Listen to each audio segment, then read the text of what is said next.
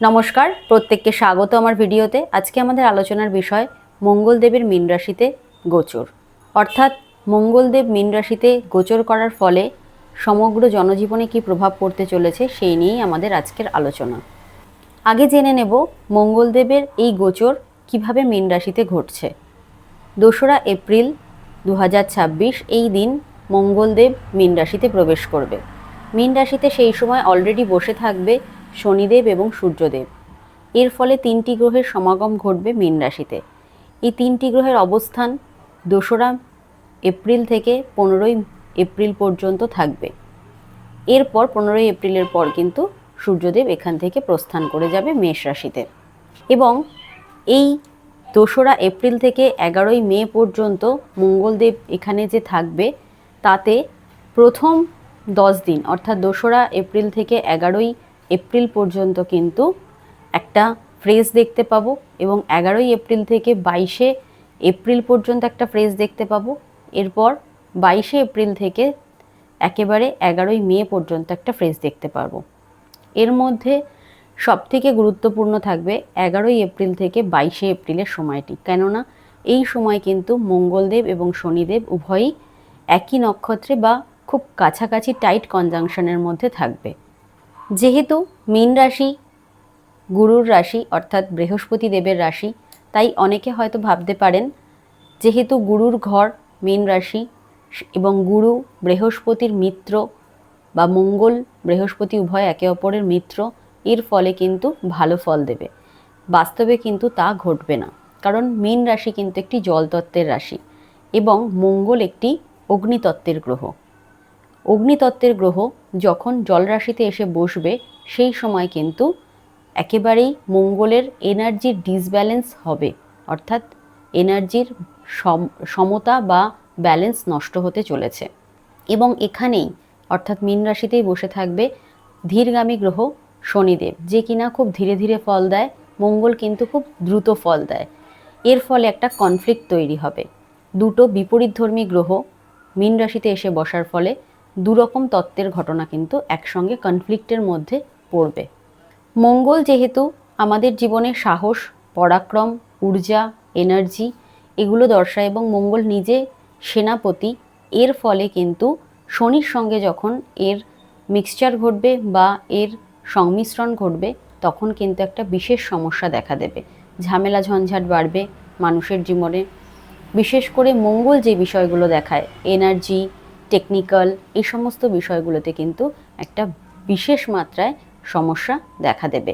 এবং নিত্য প্রয়োজনীয় যে সমস্ত জিনিস রয়েছে, এসেনশিয়াল কমোডিটিস, এগুলো যেহেতু শনিদেব দেখেন, এর ফলেও কিন্তু একটা এই বিষয়গুলোর ওপর একটা সমস্যা কিন্তু আসতে চলেছে।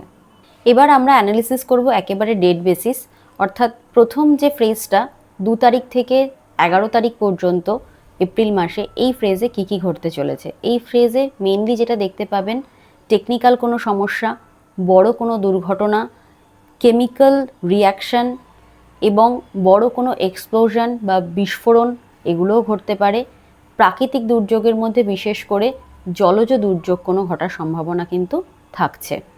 এরপর আসবো 11 তারিখ থেকে 22 তারিখ পর্যন্ত এপ্রিল মাসের, এই সময় কি কি ঘটনা ঘটতে পারে। এই সময় কিন্তু আপনারা দেখব বড় কোনো কেমিক্যাল রিয়াকশান, গ্যাস, অয়েল, এ সমস্ত বিষয় নিয়ে কোনো বড় সমস্যা, এছাড়াও বড় কোনো অ্যাটাক, টেররিস্ট অ্যাটাক এগুলো ঘটতে পারে। এছাড়া আমরা যে নিত্য প্রয়োজনীয় জিনিসগুলো ব্যবহার করি সেগুলোর দাম প্রচণ্ড মাত্রায় বেড়ে যাবে এবং সরকার বিরোধী কোনো ঘটনা কিন্তু এই সময় ঘটতে পারে বা সরকারকে নিয়ে কোনো সমস্যা বা সরকারকে কোনো সমস্যা ফেস করতে হতে পারে। এবং এই সময় মানুষের জীবনে সবথেকে বেশি ভুল সিদ্ধান্ত গ্রহণ, হঠকারী সিদ্ধান্ত গ্রহণের মতো সিচুয়েশনও কিন্তু তৈরি হবে। এরও মধ্যে সবথেকে বেশি যে সময়টা আমরা পাচ্ছি সেটা হলো 19 তারিখ। এই সময় কিন্তু শনি এবং মঙ্গলের খুব টাইট কনজাংশন থাকবে, অর্থাৎ একে অপরে একই ডিগ্রিতে রান করবে। এর ফলে কিন্তু দেখা যাবে প্রচণ্ড গরম বৃদ্ধি পেতে পারে বা কোনো ঝড় বৃষ্টি, দুর্যোগ এগুলো হওয়ার সম্ভাবনাও কিন্তু বাড়বে, অর্থাৎ গরমও বাড়বে এবং তার সঙ্গে ঝড় বৃষ্টির প্রকোপও কিন্তু বাড়তে চলেছে। এবং এই সময় যেহেতু অমাবস্যা থাকছে, সেই সময় কিন্তু বড় কোনো আর্থকোয়েক হওয়ার সম্ভাবনাও আমরা পাচ্ছি। এই 19শে এপ্রিলের সময়ই এত টাইট কনজাংশনের ফলে কিন্তু আমরা সামুদ্রিক কোনো গোলযোগ বা সামুদ্রিক কোনো চুক্তি নিয়ে সমস্যা এগুলো কিন্তু ফেস করব। এবং এই সময় জাহাজ নিয়ে বড় কোনো ঘটনা বা জাহাজে আগুন লেগে যাওয়া, জাহাজ সংক্রান্ত কোনো বিষয় নিয়ে কিন্তু সমস্যা আমরা ফেস করতে চলেছি। এরপরে অর্থাৎ 22 তারিখের পর থেকে 11 তারিখ পর্যন্ত, 11ই মে পর্যন্ত এই ফেজটাতে কিন্তু যেহেতু সূর্যদেব মেষ রাশিতে উচ্চস্থ অবস্থায় থাকছে, এর ফলে কিন্তু ব্যাপারগুলো অনেকটা পজিটিভ হবে। অর্থাৎ যে সরকার বিরোধী ঘটনাগুলো ঘটছিল বা সরকার যে সমস্যার মধ্যে পড়েছিল সেগুলো থেকে অনেকটাই রিলিজ পেতে শুরু করবে বা রিলিফ পেতে শুরু করবে।